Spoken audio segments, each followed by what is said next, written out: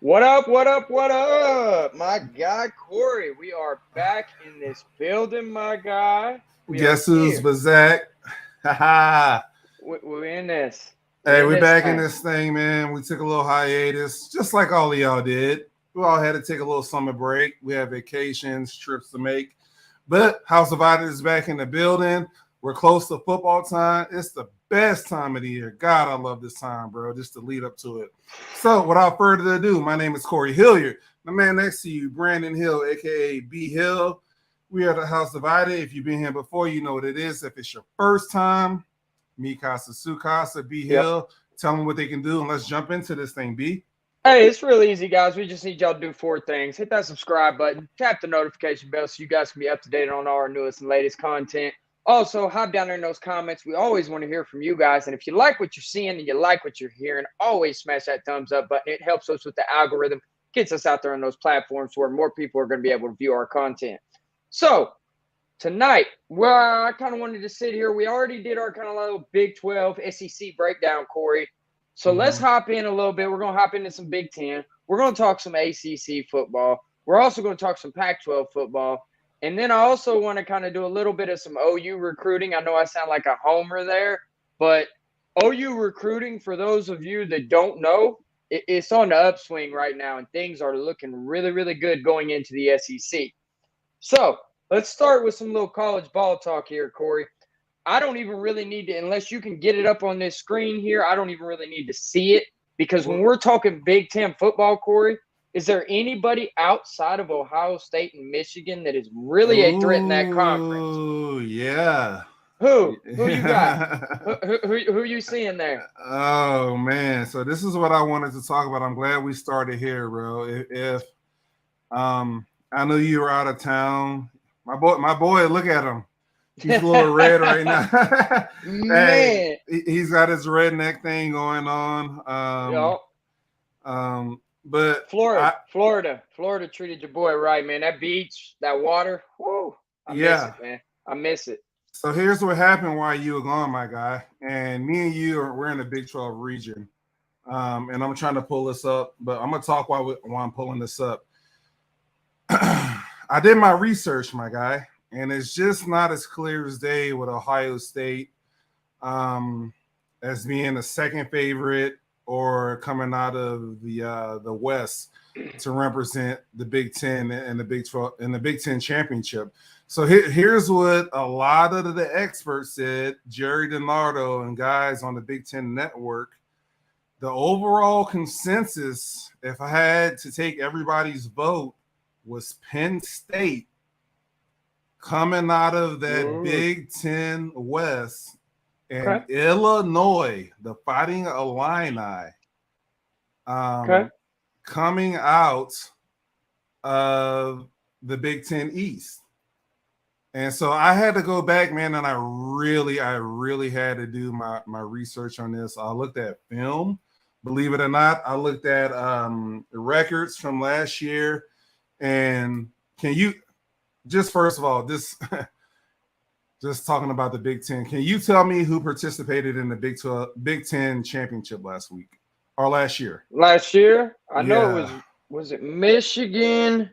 And God, who else was that other team? I am the worst right now. Somebody Purdue. in that Purdue. Purdue. Oh, it Don't was it? feel bad because I did the It same was. thing. No, it was. You're right. It You're was right. Purdue and Yeah. Illinois. Illinois at one point last year was 5-1. They're ranked in the top 25, and they had lost Purdue by 7 points. The coach of Illinois, Brett Bielema. Does that name ring a It bell? does. That definitely rings a bell. Definitely rings a bell. Former coach at Arkansas, former coach at Wisconsin. Remember, Wisconsin. remember Yep. Wisconsin had that train rolling. All I did. right, Brett Bielema was the guy. He was. He was. What do you know Russell about Russell Brett? Wilson Russell Wilson days, Yeah. coaching him up. They won that Rose Bowl that year. I Let me mean, ask you this: what kind of brand of football does Brett Bielema play? he plays that smash mouth football. Come on, man. Yeah, yeah, he plays that smash mouth That's my football. football. He's gonna hit you right in the mouth with it. Running backs, you know what I'm saying? He's gonna have good running backs. Illinois, I kind of like that you brought that up, Corey, because Illinois has been kind of one of those teams to where there's been some players that are recruited to this certain school and everything, and they took Illinois visits, and everybody was like, what in the world's going on over at Illinois? Nobody hears about that. They had a first-round draft pick this last draft, too. I believe he was top 5, top 10 at least, Devin Witherspoon. With the Seahawks, he went to there. Yeah, so, the cornerback. Yeah. So they definitely have some traction as far as that goes. I agree. I kind of like your take there. I'm one of those though, Corey. Whoever comes out of that other side with the Michigan and the Ohio State, ain't nobody gonna beat them on that other side, Corey. Illinois ain't beating them. I don't care. They got Brett Bielema or whatever. Purdue, they're not gonna beat them. I mean, Penn State, I like that. That's a sexy pick right there. But if I'm not mistaken, are they not all on the same side? They're all on the same side, but a lot of people, and here's what they said on the Big Ten Network. Penn State has by far the best offensive line in the conference. Their defense is in the top 3. They bring back a lot of guys. They didn't have an exodus of these transfer players that you see with most schools in college football. So they bring back a lot of talent. And James Franklin is that guy when it comes to coaching. He's a really good damn coach. So a lot of people, and here's where Ohio State didn't make the conversation for a lot of the prognosticators in the Big Ten. The quarterback question. I was about to. Okay. Yep, I agree with that. All right. And then if you look at the Michigan side of it, Illinois only lost to Michigan 17-19. If you go back and look at last year's college football season, that game was one of the games, if you're a college football man like me and you, that you're sitting there all Saturday and you're like, holy crap. Yeah. Illinois is up on Michigan right now. Yeah, they were giving them a battle. It was 17-6 at one point late in the third quarter. I think Michigan came back and they took that thing over and won 19-17. But that's too close to call for a Michigan team that had won the Big Ten. They went on to win the Big Ten last year. They won the Big Ten the year before. They're the 2-time defending Big Ten champions. All right, they've been to 2 straight college football playoffs, and Illinois went into the Big House and only lost by 2. And so a lot of people are high on Illinois. And that's not my pick. Before I kick it back over to you, I'm not saying that's my pick. No. But I can see Illinois coming out of the East because you really don't have to deal with Iowa, some of these teams. It's a weak part of the division. The Big Ten West is stacked. It's like you said, They got Ohio State, Michigan, and Penn State. But a lot of people are on Penn State right now because Penn State gets Michigan at home, bro. That's going to be a night game, right? It's going to be a whiteout, and that whiteout at Happy Valley in Pennsylvania, Penn State is one of the hardest places, and it's like LSU at night. It's the equivalent to that. So I'll kick it back over to you. I'd agree. Beaver Stadium, man, they're going to be pumped up. They're going to be ready to go over there for Penn State. I'm not disagreeing, and I'm not discounting a Penn State. I mean, they're always a solid football team. I just think when the rubber meets the road, because if I'm not mistaken, Ohio State right now has one of the top recruited quarterbacks coming out of this last year's cycle coming to their team. I'd have to look it up on the 247 or something to see. They got Kyle McCord. They got Devin Brown. If you look at the preseason all-conference Big Ten team, it's littered with Ohio State guys. It is. Right? But what do you tell me all the time? What's the most important position on a football team? The quarterback position. Absolutely. And that's where a lot of guys are going astray on the Buckeyes. So that's why if I were a fan, I would kick over to Michigan. And Michigan's returning all of those guys. They have that running back that if he didn't get hurt, they might have made some noise. I'm not saying they would have won it all. Yeah. Exactly. So it's like, I look at that. I don't see a team in the Big Ten other than an Ohio State and maybe a Penn State that can match up with them and actually beat them. I like Illinois. I'm with you there. I'm not drinking the Kool-Aid completely on Illinois, though. I could see Illinois going like 8-4, 9-3, maybe. You know what I'm saying? With all losses, I haven't looked at their schedule. I'd have to look at it. But if they've got Ohio State, they got Michigan, they got Penn State on that schedule, it's all that to me, that's all losses for them. So I like Michigan, Corey. Michigan is my pick to win the Big Ten this year, regardless of who they play, just because of the talent they got coming back. And I mean, that running back in that backfield, man, he's a Heisman candidate. That dude is an absolute stud. Mhm. So that's where I'm at. What do you say? They've won it the 2 years in a row. I think the fact that they got to go to Penn State and they got to play Penn State it's going to be a night game. Penn State's been 11. They were 11-2 last year. I kind of like Penn State in the spot. The guys over at the Big Ten Network sold me on it. And it was a hard sell, but I kind of like what Penn State has coming back on defense. They'll be ready. I like Penn State to kind of take over that and win the East, man.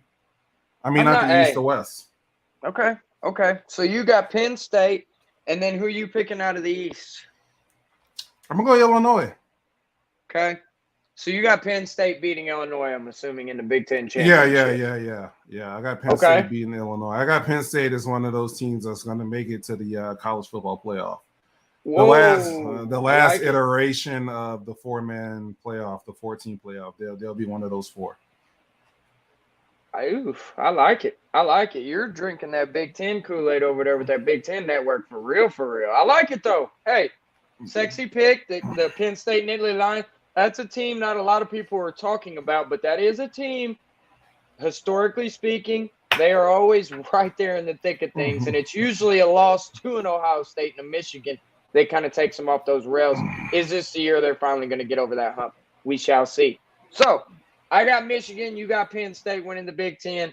Let's move on here. Let's go over here. This is an easy conference. Let's not say easy. A little bit more competition for Clemson over there in the ACC this year. Mm-hmm. That team being, Corey, Florida State. Yeah. The Florida State Seminoles are a serious college football playoff contender. That quarterback they got returning, I'm the worst with names. I can see him right now. We played against him in the Cheez-It Bowl last year. The dude's an absolute baller. You know what I'm saying? Florida State also is returning a lot of guys. They've really been hot on the recruiting trail as well. So things are looking really, really good at Florida State. I'm gonna share my screen here so we can get some names for the viewers at home. Absolutely. Here it is. Okay. So, do I need to zoom in on this a little bit? Nope, I can see it. You're good. Just scrolling down there a little bit. All right. If you scroll down there. Okay, so right off the top, I mean, really, those two teams right there, Corey, I don't see a Miami maybe with the Cristobal in year 2, year 3, maybe doing something, but those two teams right there to me, well, I mean, hey. Yeah, this is what I wanted. Don't forget about this one, dog. It's not, I mean, man, you know, that's a good point, Matt. That's a good point. I like that. They did almost lose to a horrible OU team last year. I agree with you on that one, my friend. But how horrible was that OU team, Matt?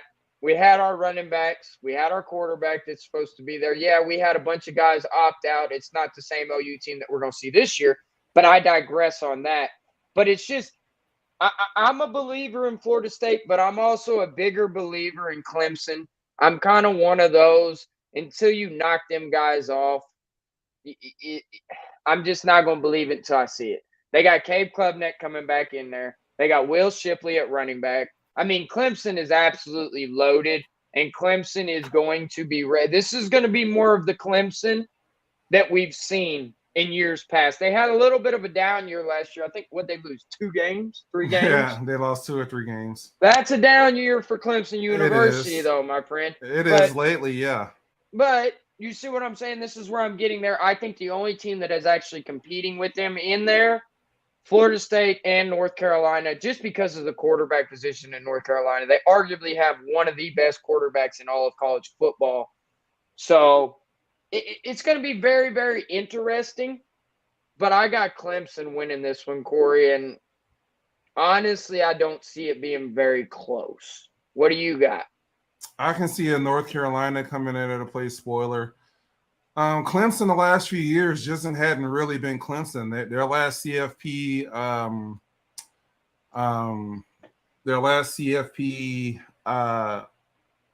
what do you call it? Appearance was 2020, the COVID year. They didn't make it in 2021. They didn't make it in 2022. Now, is that the end of Dabo Swinney and Clemson? No, not by all means. No. But you got to think about this. It's like you said, the conference is weaker.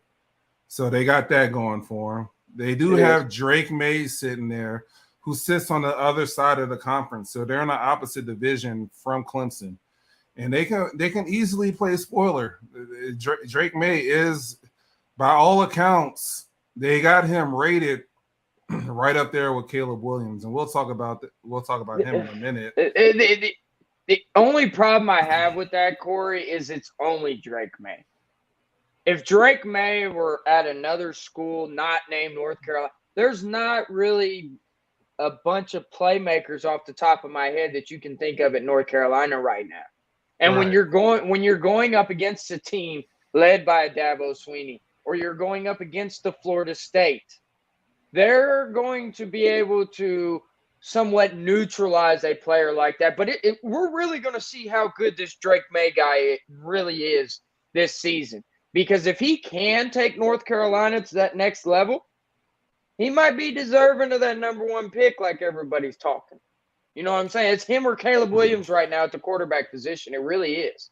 Yeah. So, he would have to do a lot to ever take – first of all, he had to win the Heisman because Caleb's already done that. So I agree. So there's that.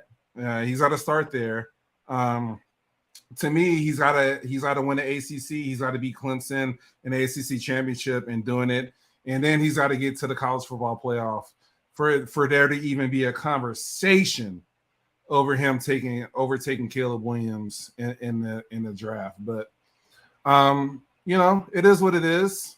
We'll see. I'm with you. He's not going to do that. I'm with you. I got Clemson winning the conference. Okay. Just wanted to show the people that there's some sneaking contenders. And don't forget about Florida State. Florida State's first game is against LSU. If they beat LSU, bro. Is it at Death Valley or is it at Florida State? Or is it it's a neutral site. It's neutral site. So if they win that game, man, they set themselves up beautifully.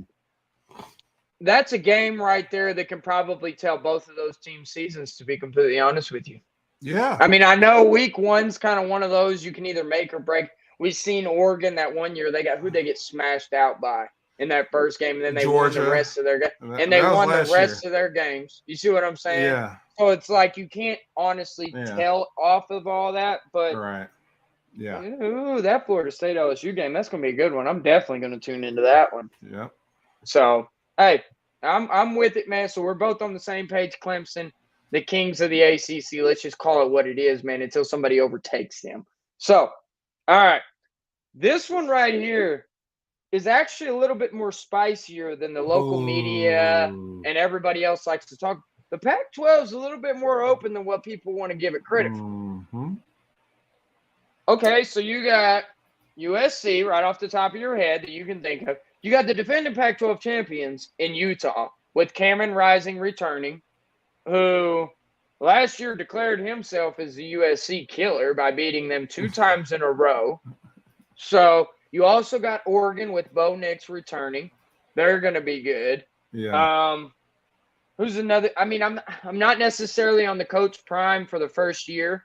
I'm not on that because I'm not on that either. He's got a lot to redo there. A lot.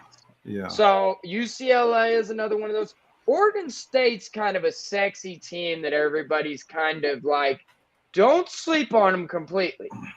Not saying they're going to win the conference by any means, but they're definitely the Oregon State Beavers. Yes, I said it. The Oregon State Beavers are a team to be reckoned with this year in the Pac-12. And if you go back and you look at some of their games last year, I mean, hell, they almost beat USC. It was a night game. They should have. You see what I'm saying? So it was like they're tough. They are going to be tough.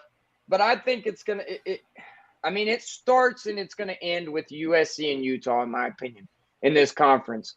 Washington too, though. Michael Penix Jr. coming back, man. That's It's the one. like I said, this is actually a better conference than what they get credit for with their top tier teams.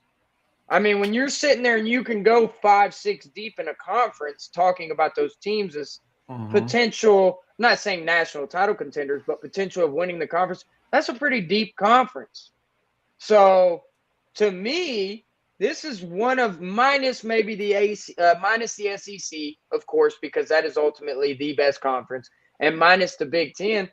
They're right there fighting with like the Big 12s of the world. They're fighting with the ACCs of the world, as to say, who is that third tier conference?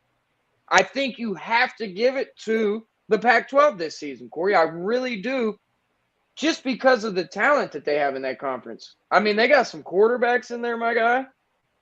And to me, the best quarterback in Caleb Williams. Absolutely, by far, not even close. So the only thing that I ever have about USC, and then I'll kick it back over to you, what are they going to do on defense? What are they going to do? Because to me, it's the same old story. Can they win 10 to 11 games in the regular season? Absolutely they can. Can they make it to the college football playoff? Absolutely they can. But when you start going up against those bigger dogs, and we'll get into that later, you're going to have a defense, and I just don't know if they have that. So what's your take on them? I totally agree. Me and you are lockstep on this. It's the same old song, man. This is the swan song for the Pac-12. The UCLA, the USC, and Colorado will all be leaving after this year. And really, it's a 5-man race with Oregon State being kind of that dark horse. They went 9-3. Oregon, Bo Nix had a really, really good year last year. But is he a Michael Penix Jr.? Is he a Caleb Williams? Is he even a quarterback from Utah? What's the quarterback from Utah name? Cameron Rising. Is he a Cameron Rising? You know what I mean? So a lot hinges for Oregon, who's traditionally been like that second tier or first tier when USC is down in the conference. Oregon's kind of been in the flagship program. What's Bo Nix going to do this year? Is he going to take another step up? Because he's a different Bo Nix than we've seen in Auburn. Utah, the 2-time defending Pac-12 champions who beat USC twice last year. Can they keep the ball rolling? They lost. I would make an argument, though, and I don't mean to cut you off. If Caleb Williams didn't pop his hamstring in that Pac-12 championship game, we might be talking a little bit differently than what we are. Because credit to him. Hey, man, if you're injured, you got to get off the field. You actually probably cost your team that game more than helped them, because he was just so damn hobbled and he was not himself. If he did not get hurt, I don't know they beat the USC Trojans in that game, Corey. Am I crazy in saying that? No, you're not, because if you remember in the regular season last year, USC had a 7-point lead with like a minute and a half left, and Utah drove the field, scored, and then they went for 2 instead of settling for the tie and got a stop. And that game was in Utah. So USC, I mean, they went to Utah, and by all rights, with a minute and a half left, they thought they had that game won. And Utah went on an epic drive, scored, and got the 2-point conversion. So it's not And usually, Corey, when the team goes for 2 at the end of the game, they kind of know that they're not like – it's one of those things where it's like, we're not going to go to overtime and beat this team. They are going to beat us in overtime. So we just have to do this a la Statue of Liberty play Boise State against Oklahoma. That type of stuff whenever you have that much better of a team going against you. So I think it's actually disrespectful, honestly, to have Utah on this list at number 3. Just because they are the defending champs. They got their quarterback coming back. I believe they got their running back. They did lose Dalton Kincaid at tight end, though, which is that's a huge loss. That dude's an absolute stud. He's going to be playing on Sundays. Washington, I liked him at 2. Penix is the X factor. This dude's the X factor, man. Oh, he's an absolute baller. That dude's an absolute baller. He really is. But I'm going back right here, and this one kills me. It's USC to lose, man. It really is. It really is, yeah. I mean, when you have the best player in all of college football running your team, you can beat anybody. Anybody. They can. And you can also lose to teams like Tulane. So it happens. You know what I'm saying? You can Yeah. have a two-score lead against Tulane Green Wave, and you can give that up and lose the game. So it's like, we'll see. But if they ever get any kind of resemblance of a top 25 defense, you better watch out, man, because them Trojans will be trouble. Yep.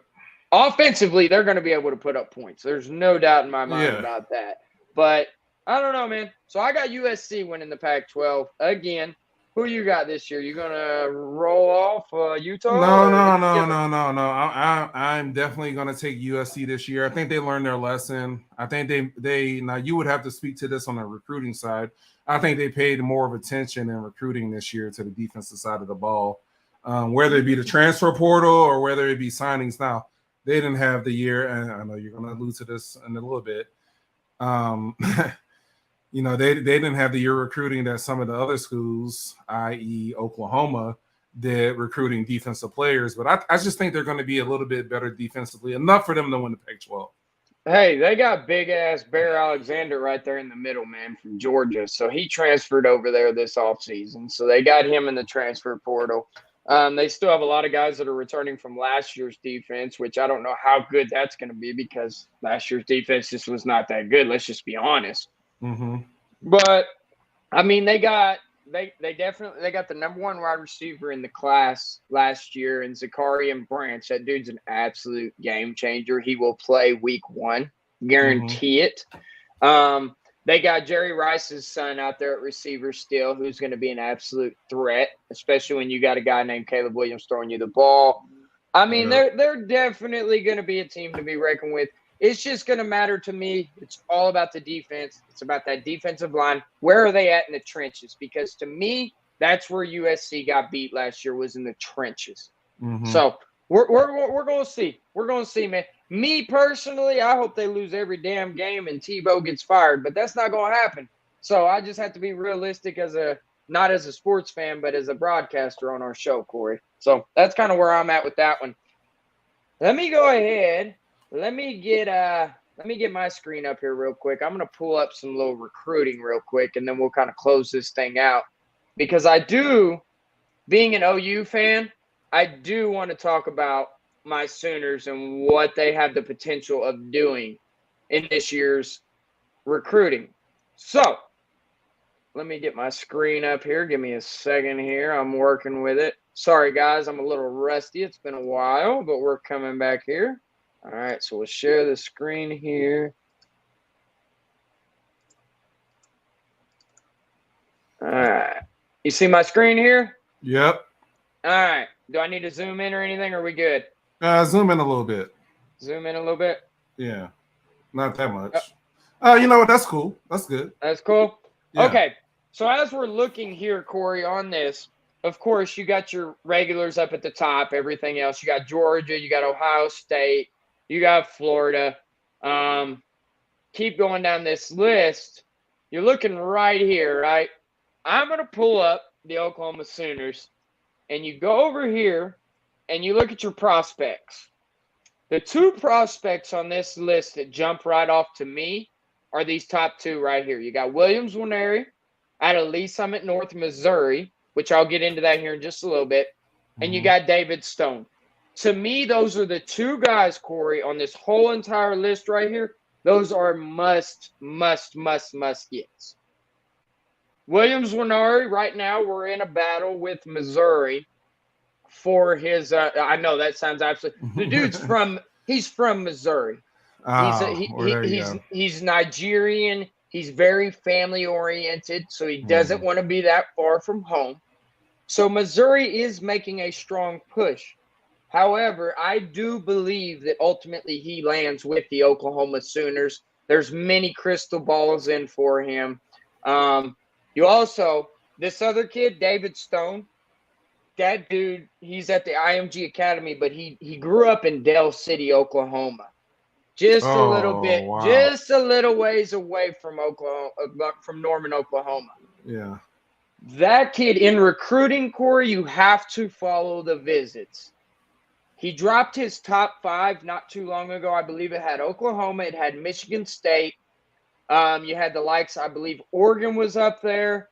I want to say it was Texas A&M and Miami. Those were his top 5 schools. However, he's gotten his teammate Jaden Jackson's committed to us. I mean, you got this guy Nigel Smith down here. He's out of Melissa, Texas. He's another D lineman. I mean, Oklahoma recruiting right now, Corey, just makes me super excited. That's why I wanted to kind of just bring this up. I don't want to sound like a fanboy completely, but I am. They are doing what OU fans have been clamoring for years. And this even goes back to Bob Stoops' time. We literally have a chance to get 2 5-star D linemen, and you can see the list right there. They're number 1 and 2 at their positions, respectively. David Stone, 3. Go check different sites. It differs. Those dudes right there are must-gets. Nigel Smith is another guy that we must get. And there's another guy on here that I wanted to break down. And his name, let me find him down here. Where is he at? This guy right here, Dominic McKinley. This cat right here is one of those defensive linemen on the inside. That's a bruiser. Oh, he's not showing my screen here. But you can see Dominic McKinley, okay? He's out of Lafayette, Louisiana. Corey, he's literally an hour away from LSU. That is a recruiting battle that is between OU and LSU. And a lot of people, all the intel I'm hearing, are saying that cat can possibly become a Sooner. So, when was the last time, Corey, you used to play college ball. You know how this stuff works. Yeah. When was the last time you remember the Oklahoma Sooners having 3 5-star defensive linemen in one class? I can't. I can't remember it. Yeah, you got to go back to like 2003 when they had the Gerald McCoys of the world and guys like that. I mean, that period from when they dominated the D-line recruiting class is early 2000s, mid 2000s. And that's why they were always in the championship game. I mean, 2003, they were in the national championship. 2004, they were in the national championship. 2007 or 8, they were in the national championship. They hung their hat on defense and a defensive team speed and dominating the trenches up front. That's what Oklahoma was always known for. It was stopping the run, plugging up the middle, having decent DNs, but it was really D tackle. I mean, man, they would have some D tackles that would just kick your butt up front. So, I mean, hey, man, they're sitting right now overall ranked at 15. I mean, you land those 3 dudes that I just mentioned right there alone. That jumps up. Yeah. You're going, this is a top 5 class in the waiting. Yeah. And what's it all about in recruiting in college football, Corey? You got to stack classes. You can't just have one top 5 class and say, oh, we're good, let's move on to the next. No, you got to keep stacking them. I believe that's what they're doing. And to me, for Brent Venables to be able to get this kind of a class and be in on this type of players after a 6-7 season just goes to show you that was a blip on the radar, man. That ain't happening again. Yeah. I don't see it, and I damn sure don't see it with the schedule they got this year. I mean, they got 10 gimmies on there, no doubt. It's the second easiest schedule in the Big 12. So I love it. I absolutely love it. So, and then you see right up there at the top, you got Taylor Tatum. He was the number 1 running back in the nation. That man, DeMarco Murray, deserves all of his flowers and all of his roses. That running back room that he is creating over is trouble. Deserves a pay raise. He will. We're going to take care of him. Hey, DeMarco's a Sooner through and through, man. When Lincoln left, he wanted to take DeMarco with him, and DeMarco was like, "Bro, hell no, yeah, kick get rock." out of here. and for people that don't know, the recruiting for DeMarco Murray did come down to Oklahoma and USC, and DeMarco chose Oklahoma over USC. So it's like, and then we took the number 1 running back from USC, which I absolutely. It's just one of those things, man. Lincoln Riley said he couldn't recruit talent to Oklahoma like he could at USC. And all we're doing here is just out-recruiting that joker year after year. So it's a good time. It's a good time to be a Sooner fan. I'm not saying these guys are locks. David Stone is the only one I would sit here and tell you right now, 100% certainty he's a lock. He will be a Sooner. The other guys, I'm about 75% on Nowari just because, I mean, and I know it sounds crazy, Missouri's a threat in this one, man. They are a Yeah. threat. They definitely are. It's a home state So- school, and if you get the kid out of Lafayette too, an hour away from Baton Rouge, that'd be special too. And it's Yeah, I mean- stealing him from an LSU team that, I mean, That's dude, going to be in the LA conversation. Yeah, they're going to be in the conversation. Yeah. So we're up there. So that's kind of what I just wanted to talk about today, Corey. Like I said, I didn't want to be a fandom, but I'd be remiss if I didn't mention the OU recruiting is just. And next year in 2025, like I don't know if you keep up with it, but like the Oklahoma Max Preps guys, dude, there's like 8 dudes in the state of Oklahoma all in the top 100 for this next season. And OU could potentially get all 8 of those guys. They should. So They Brent should. Venables came out and said he thinks they could have the number 1 class overall. And Why I mean not? I love it. I hope they do. I really hope they do, man. So we're just gonna have to see. It's gonna be interesting. You know what I mean? But we'll see, man. College football is almost here, my friend. It really, really is. And what we're gonna have to do on our next show, Corey, just to let the people know out here, y'all gonna have to tune in. I'm thinking maybe either tomorrow or Tuesday, whichever works for you, Corey. We got to get on here and talk some NFL, though, my guy, because right. That is right around the corner as well. Yeah. Me and you, bitter rivals, Lions, Vikings, man. I mean, we're going to see. So we got some juicy content for you guys. So y'all are always going to want to be subscribed down there, especially if you've watched this video all the way to the end. Why aren't you subscribed? Tap the notification bell, guys. Drop down there. We always want to hear from y'all.